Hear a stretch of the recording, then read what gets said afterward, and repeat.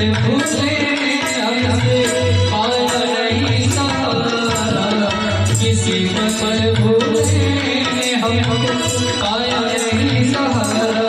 सुखी है गुलाबी धारा, सुखी है गुलाबी धारा, कैसे आएंगे भगवान, कैसे आएंगे भगवान, ओ कैसे आएंगे भगवान, कैसे आएंगे भगवान।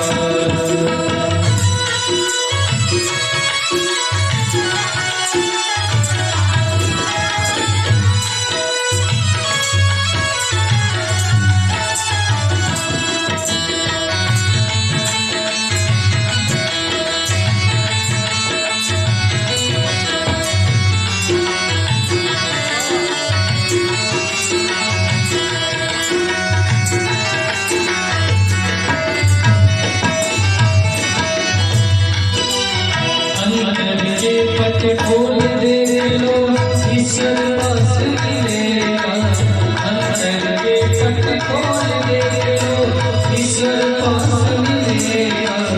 हर प्राणी में ही परमेश्वर का वास मिलेगा, हर प्राणी में ही परमेश्वर का वास मिलेगा।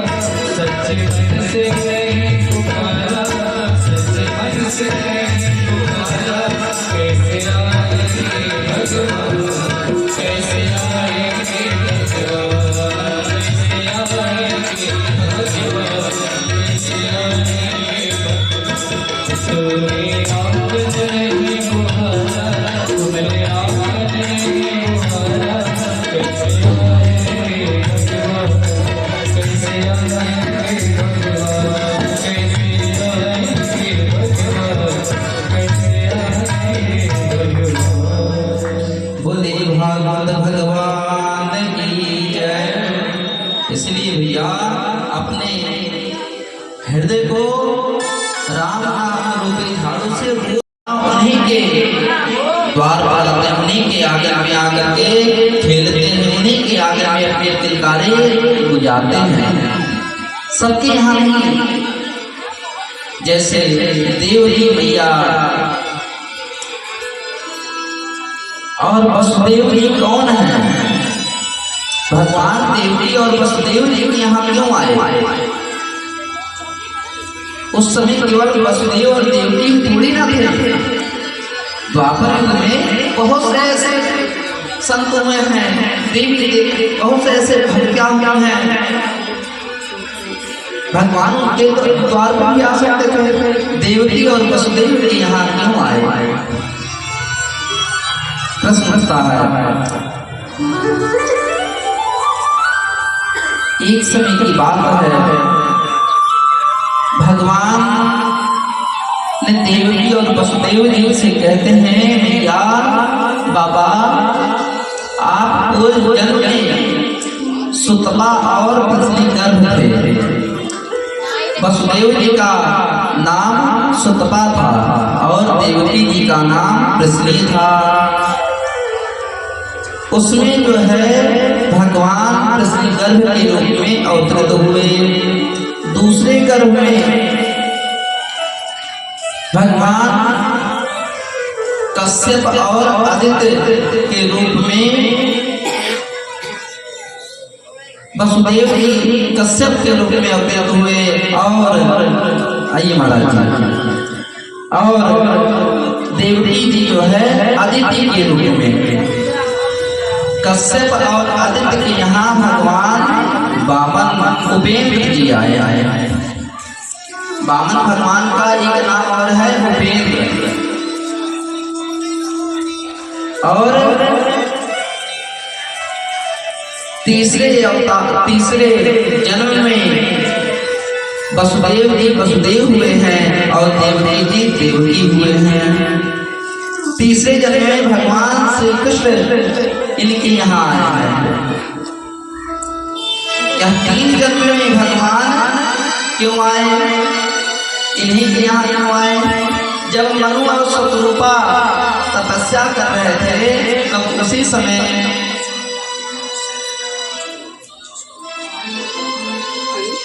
मनु और शतरूपा जी के मन में विचार आया कि हे प्रभु, आप जैसे पुत्र हमारे घर में आए तो भगवान कहते हैं कि हमारे जैसे पुत्र, हमारे जैसा तो संसार में कोई है ही नहीं। संसार में हमारे जैसा कोई है नहीं। और भगवान की एक बड़ी बड़ी विशेषता है पंडित जी, भगवान की एक बहुत बड़ी विशेषता है। कहते हैं जो वस्तु मैं नहीं दे पाता हूँ ना, उसका हम 3 गुना करके दे देते हैं। आज भगवान के मानो मन में यह बात आ गया कि हमारे समान संसार में कोई है नहीं, तो हम किसको लेकर के आगे दें? तो हे देवकी, हे मनु और शतरूपा जी, जाइए, मैं आपके यहाँ 3 जन्म तक आऊंगा। आपके 3 जन्मों तक मैं आपके यहाँ पुत्र बन करके आऊंगा। भगवती की भगवती भक्ति के बस में रहते हैं। और यहाँ पर देवकी और वसुदेव भगवती भक्ति को अपने बस में किया है। और भक्ति के बस में रहते ही भगवान उनके यहाँ 3 बार अवतरित हुए। भगवान कहते हैं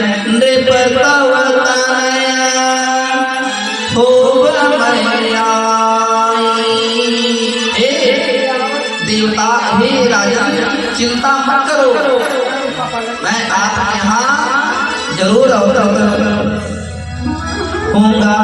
बड़ा ही सौभाग्य का विषय है। हमारे पंडित जी बड़े दूर से चल करके आए हैं।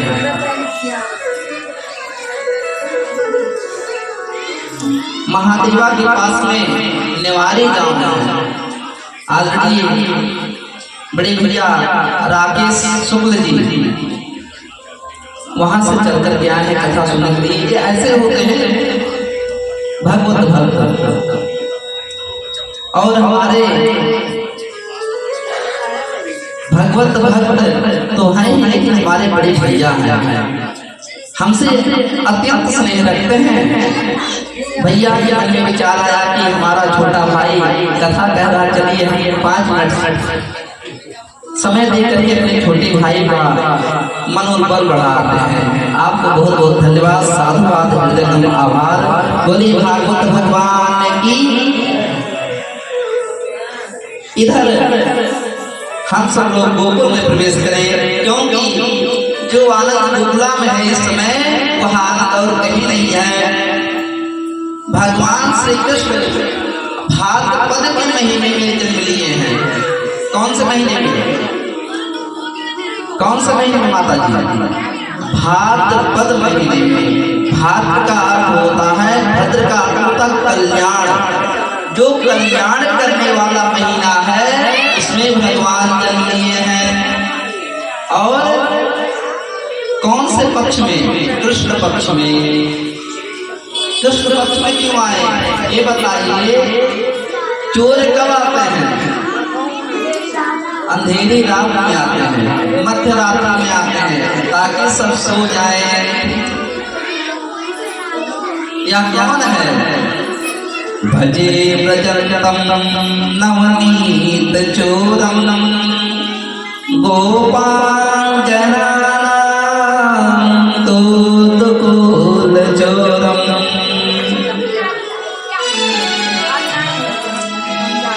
यह जो है समस्त पाप चोरम है, जीवों के समस्त पाप को चुराने वाला चित्त चोर कन्हैया माखन चोर दिन रात्रि में नहीं आएगा तो क्या दिन में आएगा? और भैया कौन सा तिथि में आए हैं? अष्टमी तिथि। एक महीने में कितने तिथि होते हैं? एक पक्ष में कितने तिथि होते हैं? 15 तिथि होते हैं। और अष्टमी 8वें हमें पड़ता है, यानी कि दोनों का अगर मध्य किया जाए 7 दोनों 14, बीच का जो भाग बनता है वह 8 का अंक है। यानी कि परमात्मा जो है वह हर एक समय में वह मध्य में स्थिर रहता है, यानी कि हमारे हृदय के मध्य में वह परमात्मा सदैव निवास करता है। आज भगवान को लेकर के वसुदेव जी मस्तक पर लेकर चले हैं ना, तो उनके हाथ की सारी हड्डियां खुल गई, पिंडियां खुल गई और जेल के जितने ताले थे सब खुल गए।